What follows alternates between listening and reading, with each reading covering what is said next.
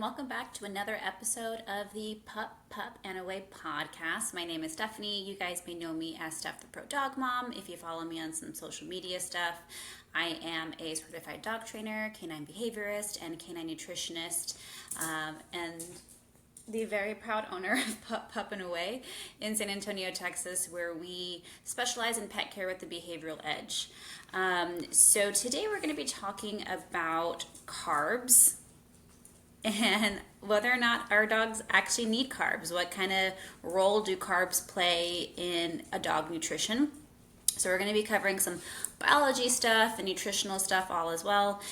So I think this is a very interesting topic because one thing that you probably know about me by now, if you've listened to a couple of my episodes, is I do decide to feed my dogs a raw diet. I do believe that a less processed diet is the best option for us and for our dogs as well. And whatever less processed you can do at home, the better, right? That's a conversation for every single dog owner, household. What is the best way for you to be providing that for your dog? And so in the dog nutrition world, right, the need for carbs is one that is heavily debated and might I say a maybe controversial thing. We know that kibbles are really high in carbs.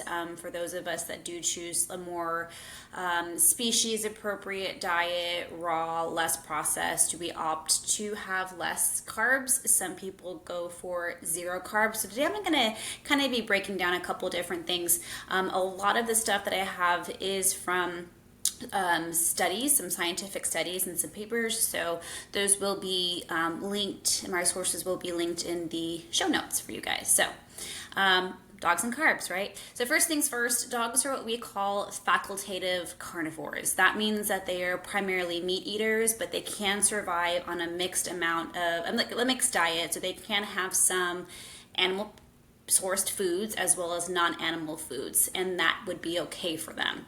Unlike an obligate carnivore, which is what cats are classified as, they truly need meat to survive.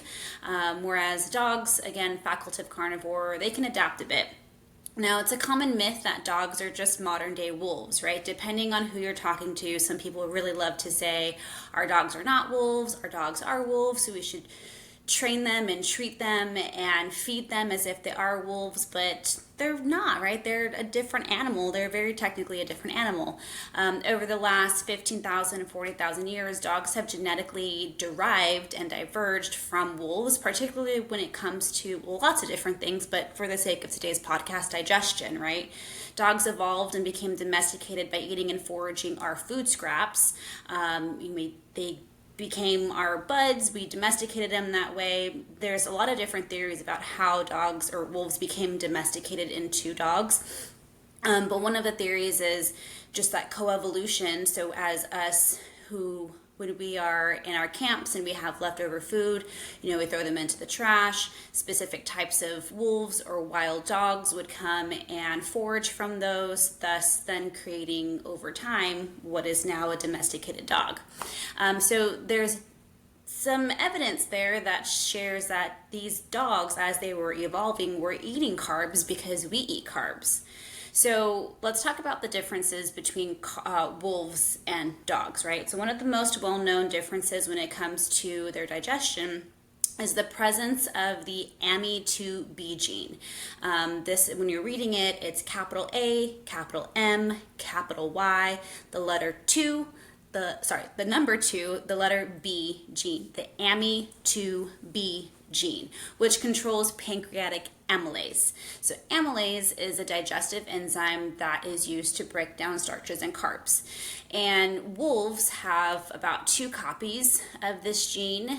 And the very interesting thing is, with dogs, some people say, they don't have amylase. Well, dogs actually do have amylase. Some modern dogs have up to 30 different copies of amylase, so 30 different types of copies of the same gene. But the very cool thing is, it depends on the breed. I didn't write this in my notes, but I want to say it was like the husky type dogs had, and I could be wrong about that, so don't quote me, but I want to say it was the husky type dogs that had the most amylase in their gene makeup. So this gene amplification means that dogs, unlike wolves, are better equipped to digest things like cooked starches. That could be rice, potatoes, wheat, different things like that. But this number is still not close to the amount that omnivores or even humans have. So dogs may be better equipped to digest those things than wolves, but that does not mean that they are as equipped to digest carbs and starches as much as humans are. So keep that in mind as we continue to go down this route.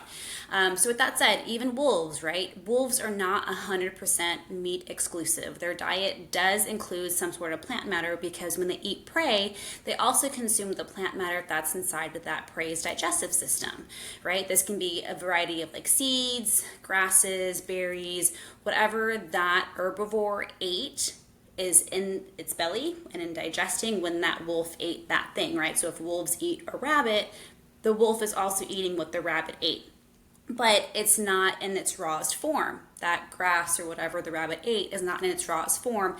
It's been partially digested and probably fermented in that rabbit's gut as well. So even wild carnivores do get some sort of vegetation, even though it's pre-fermented and partially digested as well.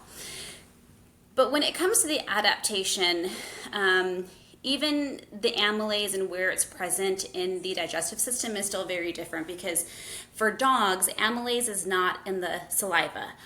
Us humans have quite a bit of amylase in our saliva, so we can start to digest and break down carbs in our mouth, whereas our dogs are not. Usually if a dog does have amylase, because remember, depending on the breed, depends on how much amylase they have. Some dogs I think don't even have any at all.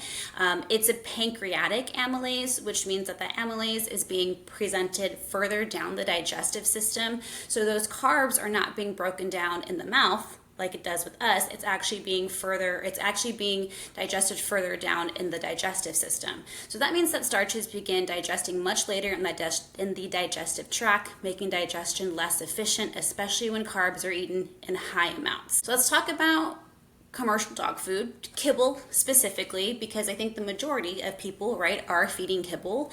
And for kibble to be successful, they do use a lot of carbs. And maybe I'm a conspiracy theorist, but I do think that there's a lot of marketing out there saying that our dogs either do need carbs or it's okay for our dogs to have carbs because that's how kibbles are made. But again, when we're talking about the quantity and also the quality, we'll get to that in a little bit, but the quantity of how much carbs our dogs are eating is very important. Because even for us humans, right, we're not told that we should be eating a lot of carbs. Usually for health purposes, we're eating a lower-ish carb diet, right? And that is because we have that amylase all the way starting from our mouth, whereas our dogs do not have not the right amylase, but maybe the adequate amount of amylase. But if you think about it, your dog is probably eating more carbs than you are. So let's talk about carbs in kibble. Many traditional kibbles contain up to 40 to 60% carbs, and that's mostly going to be from the grains, the legumes, starches like potatoes and tapioca, and that's a huge chunk of your dog's daily intake, and it's not species appropriate. Now, knowing the percentage of your dog's food, what percentage of your dog's food is carbs, can be really tricky because many dog food companies don't display that in the guaranteed analysis, which is that grid on the back of the bag that tells you how much protein, fat, fiber, etc. is in that food. And I think one thing that's also very interesting is the nutritional facts of a dog food reads differently than the nutritional facts of human food. And I'm going to go do another episode just all about how to read a dog food bag, the front, the side, what are all the different things, what are all the tricky marketing terms and things like that. So we'll cover that more in a different episode. So that thing, that the guaranteed analysis will very easily tell you, actually not very easily, because a lot of them use terms like min 18%, which means that food has a minimum of 18%, but it's not telling you how much is actually in there or if there's also a maximum. So that's very interesting. So that guaranteed analysis on the back of the bag is the thing that we're going to be looking for. Some companies, most dog foods do not put how many carbs are in there. You'll get the fat percentage, the fiber percentage, blah, blah, blah. Hardly any of them ever tell you the carb content. Some companies will put that on their bag, and I love them a little bit extra for it.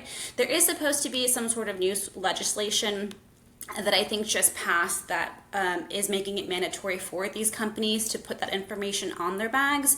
But of course, it takes some time for us to have compliance. So I don't think that we'll be able to see that change within like the next year or so. Some companies, even though they don't put it on their bag, will also answer that question. If you were to call them or to email them, they may give you that information, and they should be giving you that information.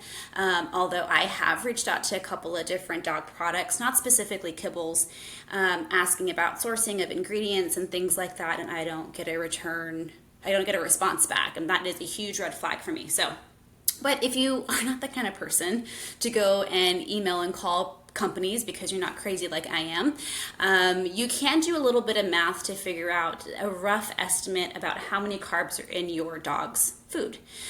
So what you'll do is you'll look at that guaranteed analysis, and you'll need the figures for the protein, the fat, the fiber, and the moisture. So the fat, the protein, the fiber, and the moisture.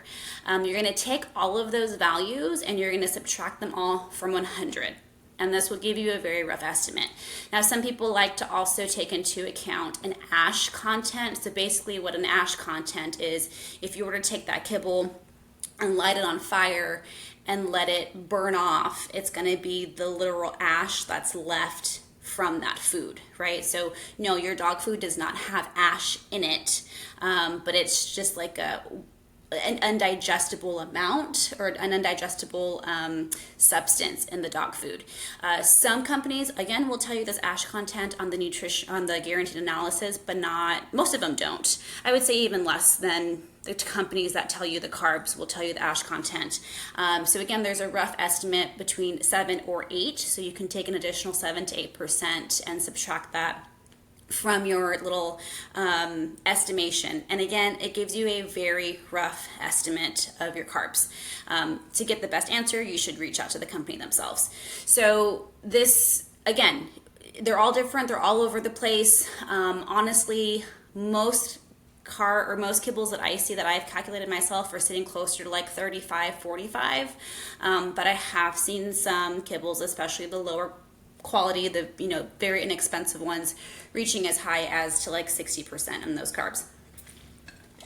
And again, so that is saying that your dog's diet, because our dogs are primarily eating that one kibble for who knows how long, that 40 to 60% of your dog's diet is carbs. Now, I wish that we could also be eating that many carbs, but that's not healthy for us, right? And again, we do have the digestive enzymes to break down these carbs easier. Our dogs are either they don't have it or they're lacking it, so they shouldn't be eating more carbs than what we're being told to eat, right? So again, keep that in mind. So now let's go ahead and talk about the quality of the carbs in these kibbles as well. Because the problem isn't just how many carbs we're eating, but it's also where are those carbs coming from? How are they being processed?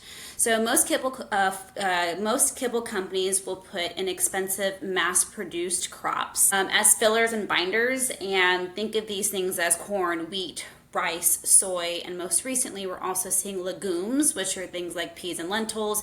We're not going to get into the whole peas and lentils DCM debacle because that turns out was massive fake news.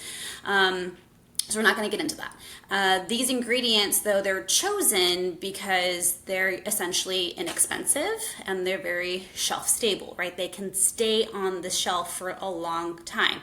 Your dog food, by the time it reaches your dog's, your house, your dog's food bowl, it may have been produced like up to 2 years ago. that should be a red flag, my friends. So again, they're choosing these things so that way they're shelf stable, they can be mass produced, they're inexpensive, it's going to have higher margins as far as profit goes. Companies are not choosing those ingredients because they're nutritious or they're easy to digest.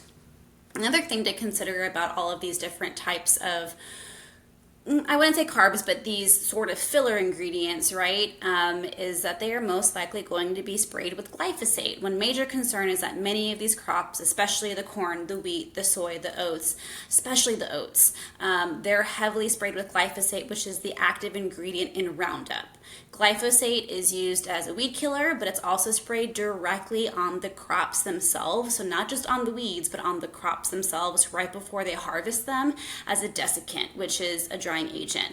I think I also read at some point that they will use the glyphosate to help the crop like mature faster, but I don't remember if that is actually the case or not. But I think that was another reason that I had heard in a presentation in which glyphosate is used for that.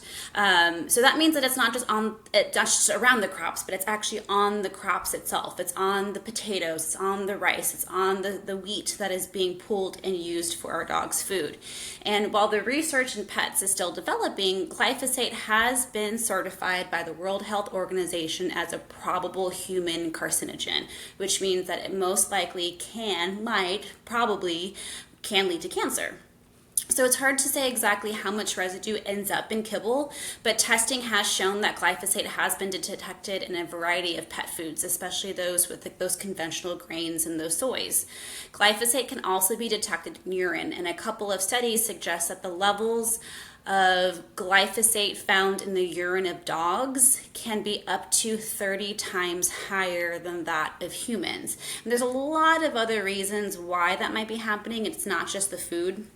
But if you think about it, like many people will spray their yards with Roundup to get rid of the weeds. Our dogs go for a walk around the neighborhood. They're stepping in these beautiful lawns, and then they're licking their feet later, right? So it's not only coming from the kibbles and the food sources, it could also be coming from environmental things as well. So I'm not trying to say that kibble is the only reason why glyphosate might be high, but it's just another consideration when we're talking about the carbs that we're feeding our dogs. Beyond the pesticide concerns, there's also the issue of extreme processing. Kibble is made through a process called extrusion, which puts these ingredients, it cooks them up at high heats and high pressure multiple times.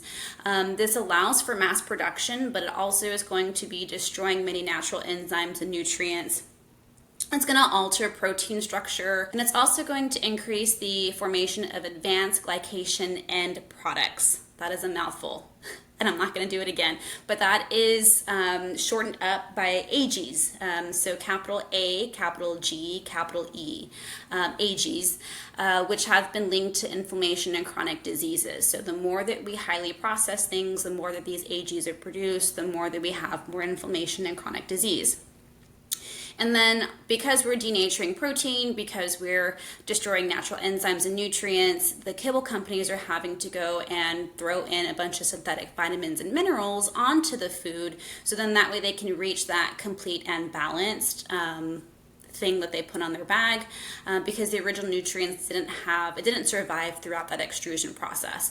And I do plan on doing a whole episode on synthetic vitamins and minerals, and then a whole episode on what complete and balanced actually means and why it's important to consider, why I choose not really to consider it, and the kind of like BS methods that were used to create those standards. But again, a different episode.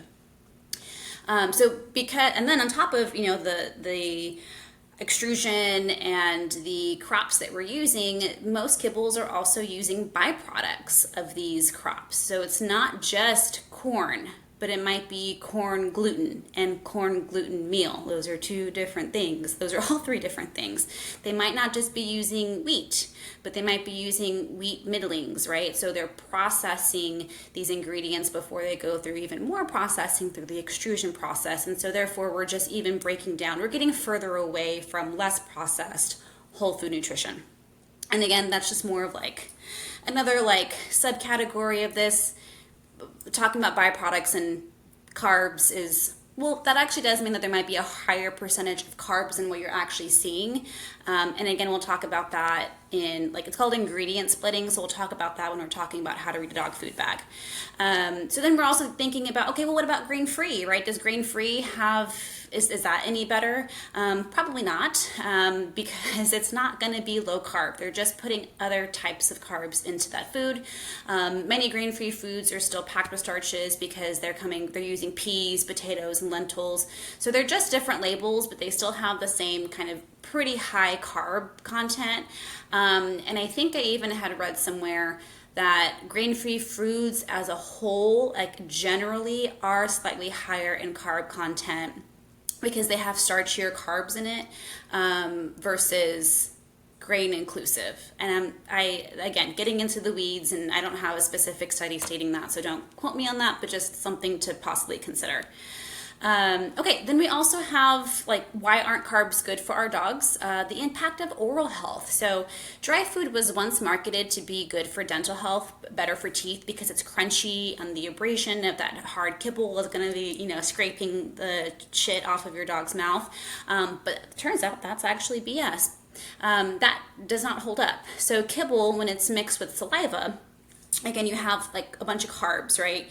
And think about sticking like a big piece of cake in your mouth and then chewing, but not really swallowing. With time, not even with time, it very quickly will turn into like this goop, like a sticky paste that's in your mouth. So what ends up happening with our dogs is when they're chewing, they don't, use their tongue to scrape off that plaque. And their mouth only opens up and down, whereas ours has a little bit more of a hinge, right? Our jaws have a chance to move bilaterally. And so that allows for us to kind of get most junk off of our teeth. It's also like when you eat a lot of chips all at once and then you get like all of that chip stuff stuck in like on top of your tooth and the crevices of your molars, same stuff that's going on there, right? So this sticky paste clings to your dog's molars, especially closer in the back of the mouth. Have you ever like opened up your dog's mouth after they've eaten and just seeing like globs of dog food stuck to their back molars? That's what I'm talking about here. That mixed with the warm, moist environment of the mouth is the perfect environment for bacterial growth and plaque development.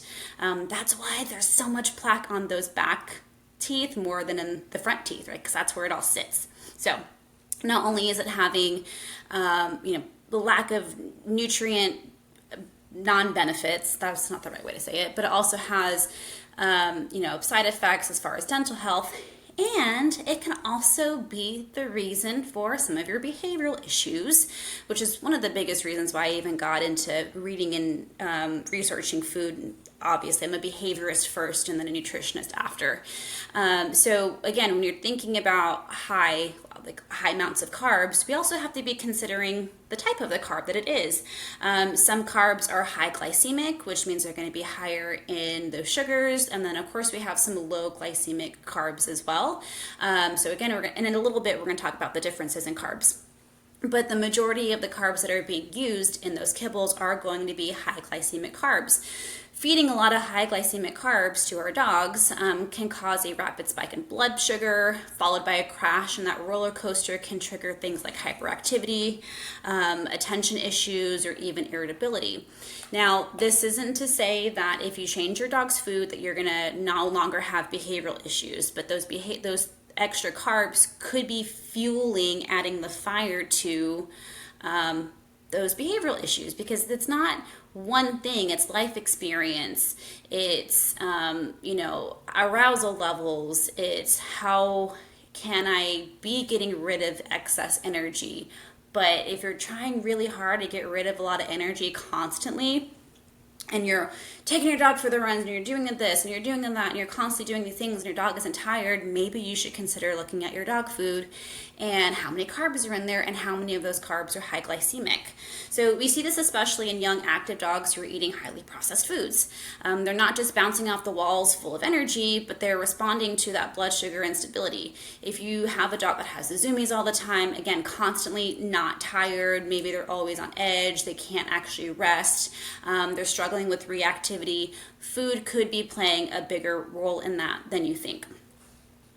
So, are there any good carbs? As I said in the beginning, the dog food world is full of controversies and people are divided into many different camps, and the argument of our dogs, or the argument for or against carbs, is yet another one of those polarizing debates. Are carbs the villain? Are carbs bad? Are carbs necessary?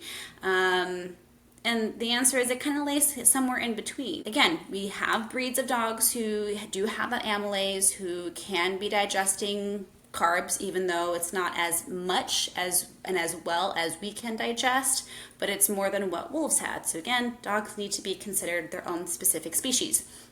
On top of that, certain plant-based foods can be super beneficial in small amounts, and because they offer nutrients that animal proteins do not.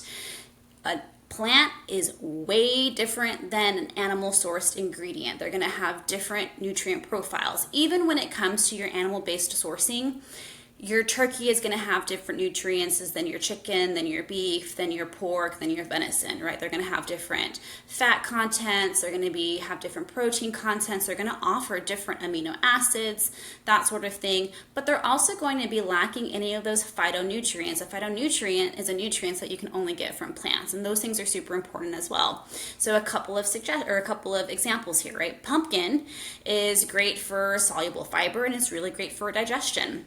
It's actually has a lot of insoluble fiber as well, which is why you can give it to a dog who is constipated, or you can give it to a dog with diarrhea, and it'll either help them go or help solidify things. So pumpkin, again, but pumpkin can be a very starchy thing, so you don't want to be giving pumpkin all the time, just when needed, right? Leafy greens like spinach and kale are really high in antioxidants, have a ton of different of those phytonutrients, and is something that I give to my dogs often, especially things like broccoli. Broccoli is great and chock full of something called sulforaphane, and that is something that has natural anti-cancer or cancer-fighting properties, so it's something that I definitely like to feed Sully, who has had a cancer scare. Berries are really high in polyphenols and vitamin C. Those are also going to be acting as antioxidants as well. It's going to be helping with cellular repair, which is really important. Again, for our dogs who are on these high carb diets, or who are being exposed to a lot of different things environmentally, it's important for our aging dogs, different things like that. Seeds like flax and chia, as long as they're organic and freshly ground, can be a great source of omega-3s and fiber. Omega-3s are something that our dogs are highly lacking, like unbelievably amount lacking there. So those are just four different examples of good options to be putting in your dog's food bowl that are technically carbs, right? But again, they're not high glycemic carbs, and they're going to have more of an advantage and a benefit than just its filler. All right. So the functionality of the food should also be highly considerate, and also we're not feeding a diet mostly of these ingredients. Our dogs are facultative carnivores, which means they are carnivores. Their diet should be mostly made of some sort of animal protein, animal source, but these different types of veggies and fruits can be highly beneficial for them. Whole, fresh carbs are not the same as refined starches used in those kibbles. Even the protein itself, and I'm going to go on a small little tangent here. I don't know if Elena Stanley was a guest that I had a couple of episodes ago. She's a great friend of mine. I met her at the nutrition conference that I go to yearly. She's one of the two good girlfriends that I now have. We go to this conference every year. She is a certified holistic pet coach, and she helps people deal with many different things, way more than I do. And she has, kiddos, dogs, clients that have shown some sort of food allergy or intolerance to kibble chicken, right?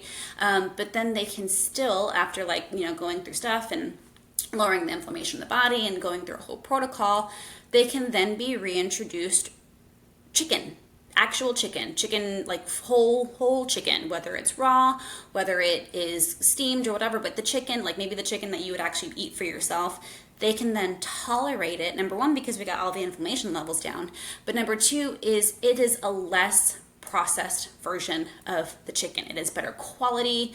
Maybe it might not be pasture raised or anything like that. It may not be organic, but it just was not cooked to the ever living hell, and so it has a lot of its nutrients in it still. So I would say, like when I say that whole fresh carbs are not the same as those refined starches used in most kibbles, the same thing can also go for your animal sources.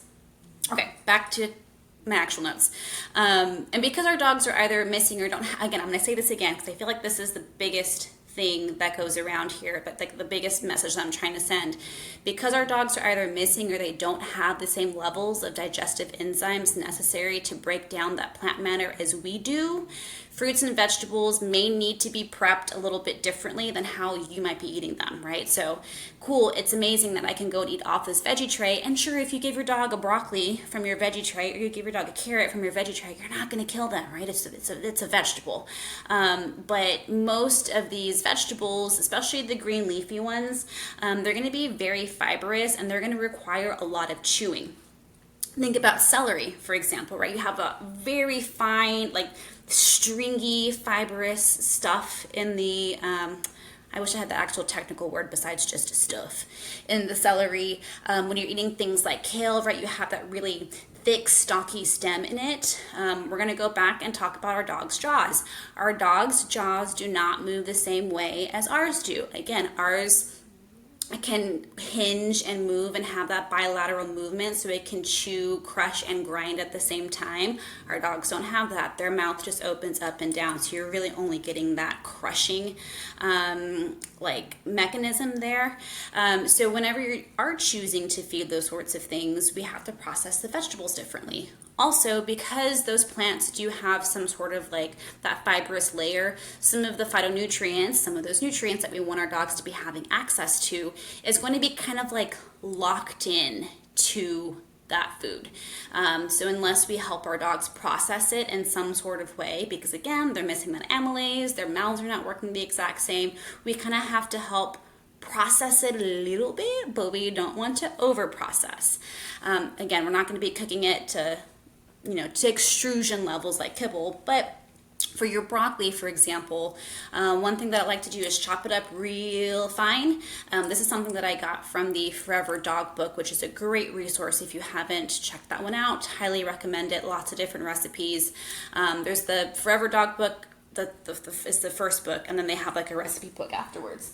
But so one thing that I got from that is the broccoli, right? So I chop it up extra fine, and then it sits out on the counter like that for about an hour, because that's what helps the sulforaphane that I talked about earlier become more prominent. The levels of it actually do tend to go up, and then I steam it very slightly for like, no joke, like 10 seconds on the stove, and then I put them in little jars, and then I use that for my dogs like on top of their meals. Not all the time.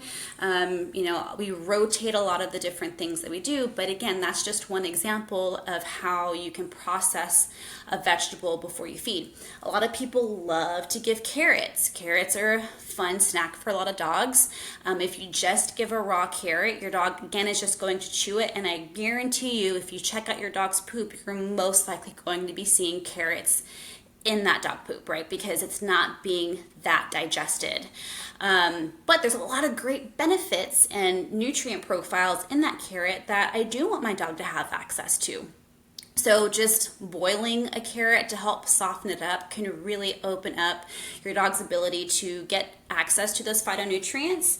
And then some people were like, but I really love for the crunchiness of the carrot, because I think that's what's going to help, with chewing and getting some plaque off. That's great. Then freeze it. So that way you do get that crunch back. So that's just kind of like one of my little hacks.